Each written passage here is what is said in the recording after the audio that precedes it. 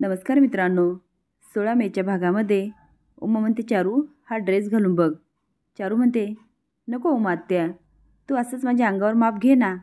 ती म्हणते, अगं मी अंगावर माप घेईल, पण हा ड्रेस तुला कसा दिसतो, आवडतो की नाही हे बघायला पाहिजे ना. मंजू म्हणते, चारू ते एवढं म्हणतात तर घाल ना ड्रेस. लाली म्हणते, चारू घाल ड्रेस. चारू म्हणते, नको नको, मला खूप कंटाळा आला. लाली म्हणते, का शेतामध्ये कामाला गेली होती का कंटाळा यायला? चारू पोटाला हात लावते म्हणते, माझं खूप दुखतंय. ती मंजूच्या मांडीवर डोकं टेकते आणि झोपून घेते. पण लाली काय ऐकत नाही. तिला पकडते आणि उठवते. आता उमा चारूच्या हातात ड्रेस देते. चारू घाबरून त्या ड्रेसकडे बघत असते. इकडे निशी मेघनासाठी दूध घेऊन येते आणि म्हणते, आई तुम्ही काहीच खाल्लं नाही, एवढं दूध तरी घ्या. तुम्ही रागावलात का आमच्यावर? मेघना म्हणते, तसं नाही ग बेटा, तू ओवीसाठी विचार करते तो ठीकच आहे, पण हा नीरज याला नाही कळत का? अगं बॅडमिंटन हे त्याचं ड्रीम होतं, आता ते पूर्ण करायची संधी मिळते तर हा जात नाही आहे.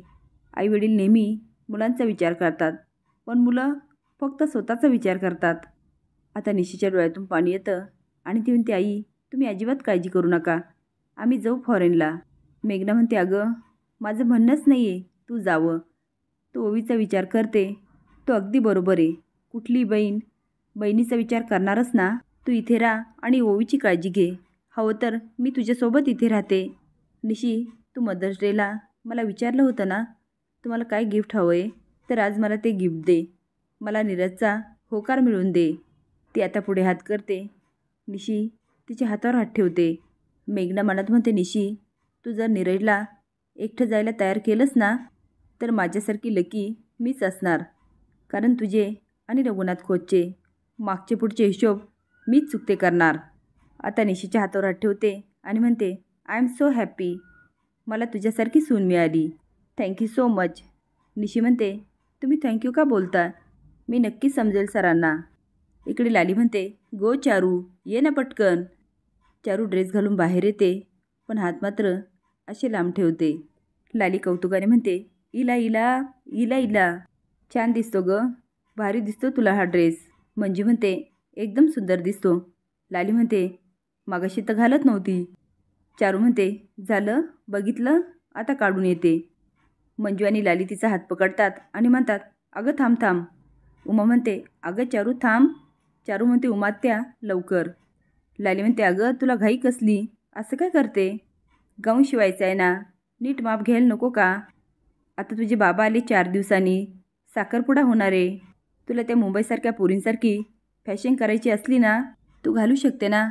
आता मात्र चारू इकडून तिकडून अंग खाजायला लागते. लाली म्हणते, अगं कशाला नाचतेस, नीट उभा राहा ना. मंजू म्हणते, उमाताई घ्या माप. चारू मनात म्हणते, उमात्या तुला आत्ताच माझ्यासाठी ड्रेस शिवायचा होता का? एकतर ओवीसाठी ह्यावर खाज खुजली टाकली होती, ती आता सगळी मलाच चावते. ही खाज आता माझ्याच अंगाशी आली. निशी घुमसून बसलेली असते. नीरज येतो आणि म्हणतो, निशी काय झालं, तुला कोणी काही बोललं का? निशी म्हणते, सर तुम्ही जा. नीरज म्हणतो, काय? अगं आपलं ठरलं आहे ना आता इथेच राहायचं. ती म्हणते, सर तुमचं स्वप्न होतं आणि ओवी कायम काय अशी नाही राहणार, माझी इथे गरज आहे ना, मी इथे थांबते आणि तुम्ही जा. नीरज काही ऐकत नसतो, पण निशी पण ऐकत नाही. तर तो ठीक आहे, मी विचार करतो, पण तुला शब्द नाही देणार. खाज येत असते म्हणून चारू हाताला तेल लावत असते आणि म्हणते, ह्या ओवीचं नशीब पण ना, तिला त्रास देण्यासाठी केलेला प्रत्येक प्लॅन माझा फसतोय. आता तिच्या कपड्यामध्ये खाज खुजली टाकायचा डाव पण माझ्यावरच उलटला. तेल लावलं, आंघोळ केली तरी ही खाज काय जात नाही आहे. ह्या उमात्याला कधी काही पण सुचतं, काय गरज होती तिला शिवलेला गाऊन घालायची? उगाचच नको तो मोठेपणा. ह्या घरात ना सगळ्यांचं वागणंच विचित्र आहे. एकदा फक्त ह्या घरामध्ये मला सून म्हणून येऊ द्या, मग बघा कशी एकेकाला सरळ करते ते. उमा बेडरूममध्ये येते ते विचार करत. रघुनाथ म्हणतो, उमा मी जे काही मत मांडलं ना त्याचा त्रास तुम्हाला झाला आणि त्रास होणं साहजिक आहे, तुम्ही ओवीला लेक मानता. उमा मी जे काही ओवीला बोललो ना त्यामागे तिच्या हिताचा विचार होता, त्या पोरीची काळजी होती. आता कुणाला कळणार नाही, पण वेळ आली की सगळ्यांना कळणार. माझ्यावर विश्वास ठेवा. उमा म्हणते, माझा आहे तुमच्यावर विश्वास, पण जशी तुम्हाला ओवीची काळजी आहे ना, तशी मला काळजी आहे ती शिनू आणि चारूची. पण शिनूचं चारूवर प्रेम नाही आहे, तरी सक्तीने त्यांचं लग्न लावून देणं योग्य आहे का? आणि श्रीनूच्या मनात कधीच चारूबद्दल प्रेम फुललंच नाही तर आयुष्यभर त्याची फरफड होणार नाही का? आणि चारूच्या नवऱ्याकडून ज्या काय अपेक्षा असतील ना, त्या श्रीनू पूर्णच करू शकला नाही तर? आणि ह्यामध्ये ओवीवर एक प्रकारे अन्यायच होईल ना. एकाच वेळी 3 जीवाची फरफड होणार. आणि या सगळ्यामध्ये तुमचा एक निर्णय कारणीभूत ठरू नये एवढंच मला वाटतं. बाकी तुमची इच्छा. खूप रात्र झाली, आता आराम करा. आता दोघं पण विचारात पडतात. सकाळी मागच्या दाराला चारू काहीतरी करत असते. मंजू म्हणते, चारू अगं इथे काय करतेस? चारू पुढे हात करत म्हणते, हे बघ हे बघ. खाजून खाजून तिच्या हातावर खुणा उठलेल्या असतात. मंजू म्हणते, अरे बापरे, हे काय झालं तुझ्या हाताला? चारू म्हणते, तुमच्या बायकांची कृपा, बाकी काय. ती अजून पण अंगच खाजत असते. मंजू म्हणते, अगं आम्ही काय केलं? ती म्हणते, आत्या आत्या तुला सांगत होते तो गाऊन मी नाही घालत, पण तू आणि लाली आत्या माझं काही ऐकायलाच तयार नाही. मंजू म्हणते, चारू तू वेडी आहेस का?